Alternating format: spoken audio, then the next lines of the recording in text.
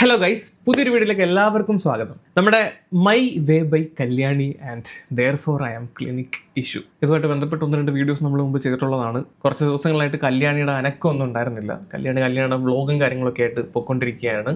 ഈ ഒരു ഇഷ്യൂ ഞാൻ നിങ്ങൾക്ക് പറഞ്ഞു തരേണ്ട ആവശ്യമില്ലല്ലോ, ഓൾമോസ്റ്റ് അതറിയാവുന്നവരായിരിക്കും ഇത് കാണുന്നത്. എന്താണെങ്കിലും കല്യാണിയുടെ സോഷ്യൽ മീഡിയ ചരിത്രത്തിൽ ഇത്രയും ഒരു അടി കല്യാണിക്ക് ഇനി കിട്ടാനില്ല, ഇത്രയും വലിയൊരു നാണക്കേട് ഇനി കിട്ടാനില്ല. അത്രയും ഒരു ഹേറ്റ് ഈ ഒരു ഇഷ്യൂ ആയിട്ട് ബന്ധപ്പെട്ട് കല്യാണി സമ്പാദിച്ചു കൂട്ടി. അർഹതയുള്ളതാണ്, കൈ വെച്ചുകൊണ്ട് തന്നെ അവിടെ ഇരിക്കുക, അർഹതപ്പെട്ടതാണ് സ്വീകരിക്കുക. പുള്ളിക്കാരത്തി ഇപ്പം റിവെഞ്ച് മൂഡിലാണ് അല്ലെ. മുറിവേറ്റ പാമ്പാണടാ ഞാനെന്നൊക്കെ പറയുന്ന സെറ്റപ്പിലാണ്. എങ്ങനെയും ഈ ക്ലിനിക്കിനെ പൂട്ടിക്കുക, തകർക്കുക എന്നുള്ള റിവെഞ്ച് മൂഡിലാണ് ഇപ്പൊ കല്യാണി.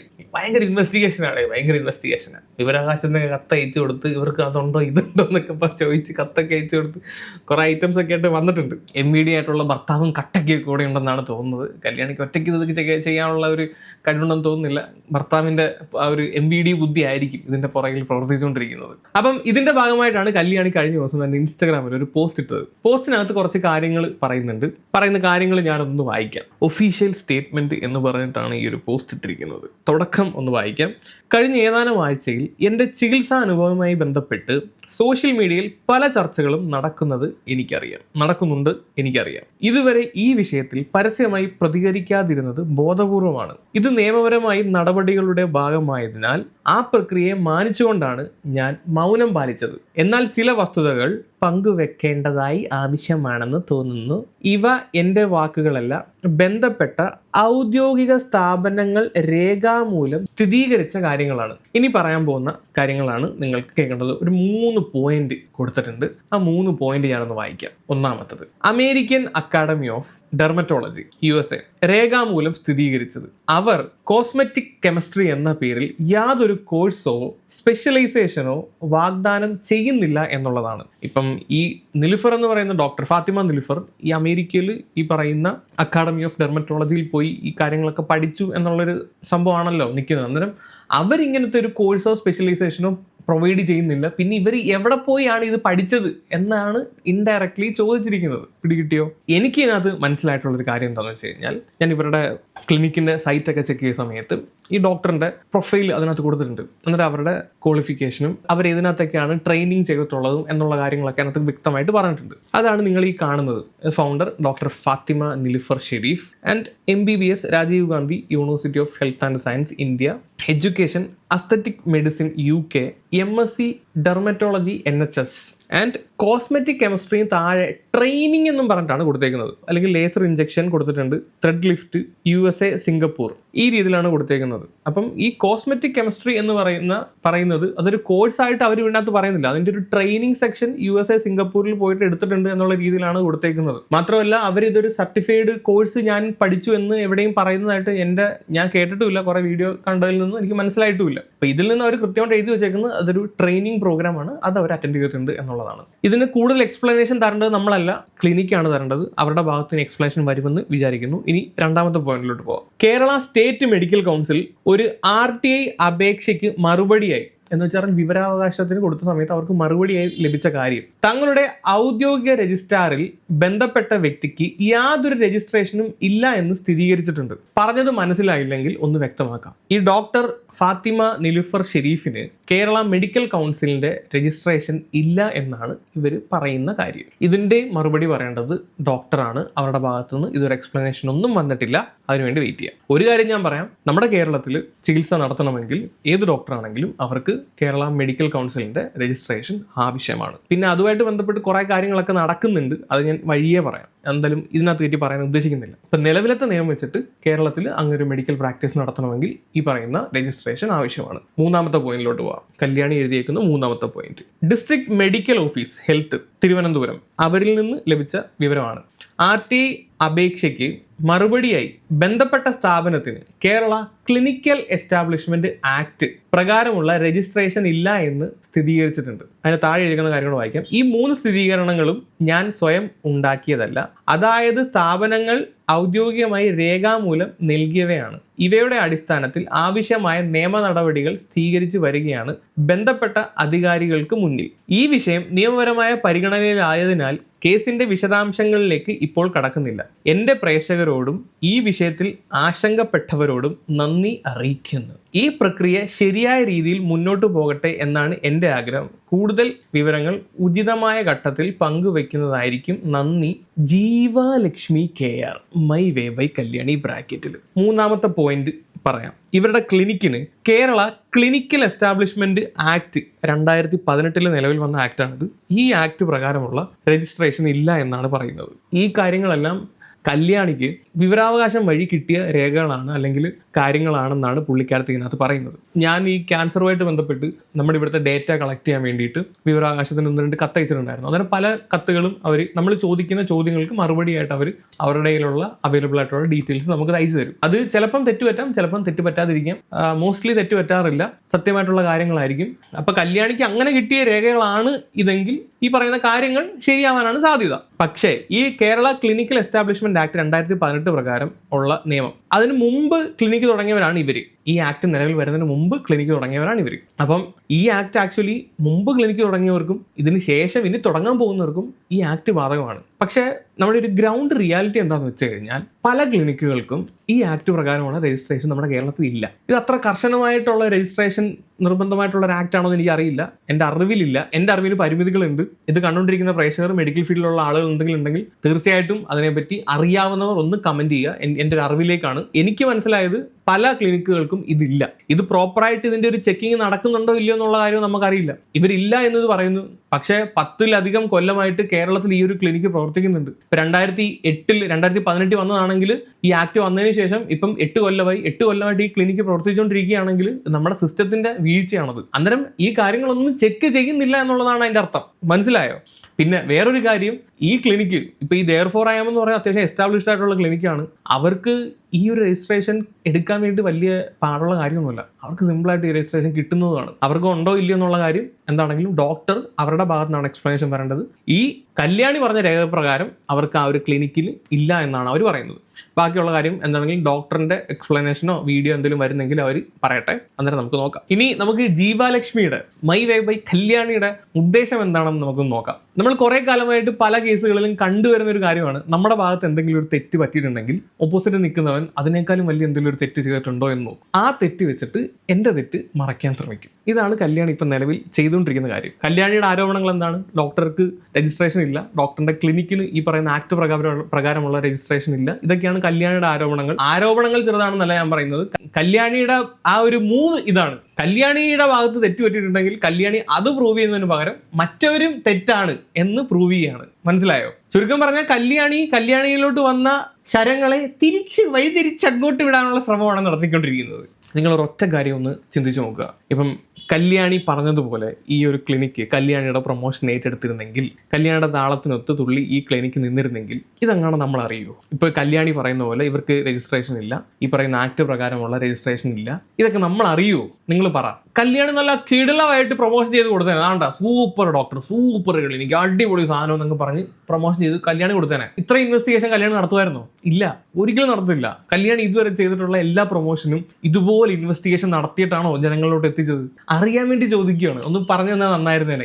ഈ രീതിയിൽ കെമിക്കൽ ടെസ്റ്റ് ഒക്കെ നടത്തിയിട്ടാണ് നിങ്ങൾ ഓരോ പ്രോഡക്റ്റും ആളുകളോട് പരിചയപ്പെടുത്തിയതെങ്കിൽ അത് വലിയ കാര്യമാണ്, അങ്ങനെ ചെയ്തിരുന്നെങ്കിൽ. പക്ഷെ എനിക്ക് തോന്നണില്ല. ഇതിപ്പോ ഇവർക്ക് ഏത് രീതിയിലും അവരെ റിവെഞ്ച് എടുക്കണം, അത് പൂട്ടിക്കണം, ഇവർക്ക് ജയിക്കണം. അതിന് വേണ്ടിയിട്ടുള്ള തത്രപ്പാടാണ് ഈ കാട്ടിക്കൂട്ടിക്കൊണ്ടിരിക്കുന്നത്. MBDയുടെ ബുദ്ധിയാവാനാ സാധ്യത. അപ്പൊ ഇനി കല്യാണം എടുത്ത് പറയാനുള്ളത്, ആദ്യം സ്വന്തം കാര്യം നിങ്ങൾ ന്യായീകരിക്കൂ, അത് ശരിയാണെന്ന് പ്രൂവ് ചെയ്യൂ, എന്നിട്ട് ബാക്കി നെക്സ്റ്റ് സ്റ്റെപ്പിലോട്ട് കടക്കൂ. അത് കഴിഞ്ഞിട്ട് നിങ്ങൾ ഇത് പൂട്ടിക്കുക എന്താ ചെയ്യും. അല്ലാതെ ഇങ്ങനെ വഴിതിരിച്ച് വിടലല്ല അത് വേണ്ടത്. ഇത് കൂടാതെ ഇവർ റീസെന്റ് ആയിട്ട് ഈ 28/7/2026 ഈ ഡോക്ടറിനും ക്ലിനിക്കിനും എതിരെ ഇവരൊരു കേസ് കൊടുത്തിട്ടുണ്ടായിരുന്നു. ആ കേസിന്റെ FIR നമ്മുടെ കിട്ടിയിട്ടുണ്ട്. ആ FIRനകത്ത് എഴുതി വെച്ചേക്കുന്ന കാര്യങ്ങൾ വായിക്കുമ്പോൾ നിങ്ങൾക്ക് ഒരു കാര്യം മനസ്സിലാവും, എന്തോ ഒരു കള്ളത്തരങ്ങളാണ് അതിനകത്ത് എഴുതി പിടിപ്പിച്ചതെന്ന്. FIR എന്തായാലും ഞാൻ ഇതിനകത്ത് കാണിക്കുന്നില്ല.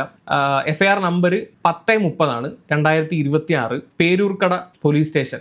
FIR ഡൗൺലോഡ് ചെയ്യുന്ന സൈറ്റിൽ കയറി കഴിഞ്ഞാൽ നിങ്ങൾക്ക് ഈ ഡീറ്റെയിൽസ് അടിച്ചു കൊടുക്കുകയാണെങ്കിൽ FIR നിങ്ങൾക്ക് കാണാൻ പറ്റുന്നതാണ്. എന്താണെങ്കിലും FIRനകത്ത് എഴുതി പിടിപ്പിച്ചേക്കുന്ന കാര്യങ്ങൾ ഞാനൊന്ന് വായിക്കാം. ഒന്നാം പ്രതി ആവലാതിക്കാരിയെ ചതിച്ചു വഞ്ചിച്ച് അന്യായമായ ധനലാഭം ആവലാതിക്കാരിക്ക് അന്യായ ധനനഷ്ടം ഉണ്ടാക്കണമെന്നുള്ള ഉദ്ദേശത്തോടുകൂടി കരുതലോടുകൂടി ഒന്നാം പ്രതി നടത്തിവരുന്ന കുറവങ്കോണം ഭാഗത്തുള്ള therefore I am Nilufar aesthetics private limited എന്ന സ്ഥാപനത്തിൽ ചികിത്സയ്ക്കായി വന്ന ആവലാതിക്കാരിയോട് ലണ്ടനിലെ കിങ്സ് യൂണിവേഴ്സിറ്റിയിൽ നിന്നും MSc ഡെർമറ്റോളജി ബിരുദമുണ്ടെന്നും American academy of dermatology US നിന്ന് കോസ്മെറ്റിക് കെമിസ്ട്രിയിൽ സ്പെഷ്യലൈസേഷൻ നേടിയതാണെന്നും കേരള ക്ലിനിക് എസ്റ്റാബ്ലിഷ്മെന്റ് ആക്ട് പ്രകാരം അനുമതി ഉണ്ടെന്നും പറഞ്ഞ് വിശ്വസിപ്പിച്ച് ഒരു കോമഡി. ഞാനൊരു ഡോക്ടറാണെന്ന് വിചാരിക്കുക, നിങ്ങൾ എൻ്റെ അടുത്തോട്ട് ഒരു ചികിത്സയ്ക്ക് തേടി വരികയാണ്. അന്നേരം ഞാൻ നിങ്ങളുടെ അടുത്ത് എനിക്ക് ദാണ്ട് ലണ്ടനിൽ പോയി പഠിച്ച ഈ ഒരു സാധനമുണ്ട്, ഞാനാണ് US പോയി പഠിച്ച സാധനമുണ്ട്, മാത്രമല്ല നമ്മുടെ ക്ലിനിക്കിൽ ദാണ്ട് ഇങ്ങനെയുള്ള എസ്റ്റാബ്ലിഷ്മെന്റ് ആക്ട് പ്രകാരമുള്ള രജിസ്ട്രേഷനുമുണ്ട്, അതുകൊണ്ട് നിങ്ങൾക്ക് തീർച്ചയായിട്ടും നമ്മുടെ ഇവിടെ ചികിത്സ തേടാവുന്നതാണ്.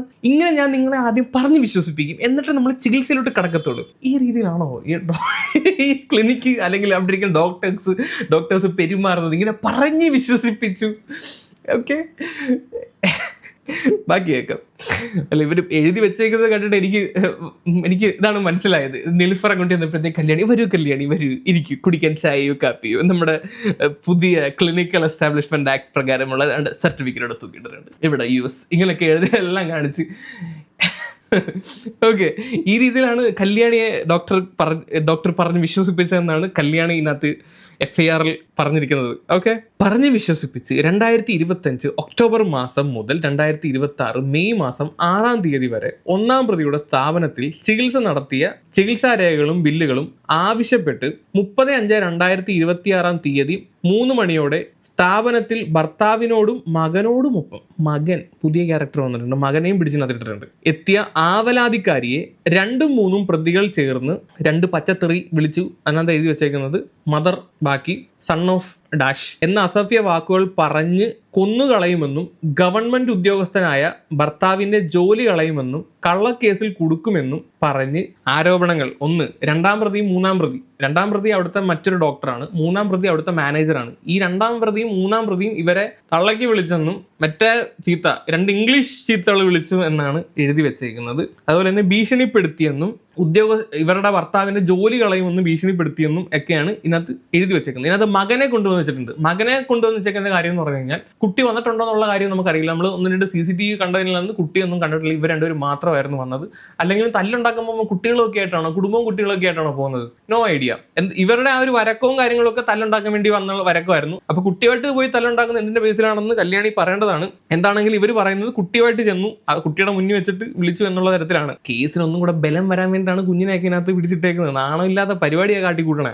ബാക്കി ചികിത്സയിൽ ഉണ്ടായിരുന്ന സമയം അനുവാദമില്ലാതെ 2-3 പ്രതികൾ ഫോണിലും ടാബിലുമായി ആവലാതിക്കാരിയുടെ ഫോട്ടോസും വീഡിയോസും ചികിത്സയുടെ ആവശ്യത്തിനാണെന്നും പറഞ്ഞ് എടുത്തതും ബില്ലുകൾ ചോദിച്ച സമയം ആവലാതിക്കാരിയുടെ ഫോട്ടോസും വീഡിയോസും മോർഫ് ചെയ്ത് പുറത്തു വിടുമെന്നും പറഞ്ഞ് ഭീഷണിപ്പെടുത്തിയും. ഒന്ന് ആലോചിച്ച് നോക്കണേ, ഇവരുടെ ഫോട്ടോസ് എടുത്തിട്ട് അത് മോർഫ് ചെയ്ത് ചികിത്സാ സമയത്ത് ഫോട്ടോസും വീഡിയോസും എടുത്തെന്ന്. ഇപ്പം ഞാനിപ്പോൾ എൻ്റെ ഒരു ക്ലിനിക്കിൽ ഈ ഹെയർ ട്രാൻസ്പ്ലാന്റിന്റെ ഭാഗമായിട്ട് ഞാൻ ചെന്നു.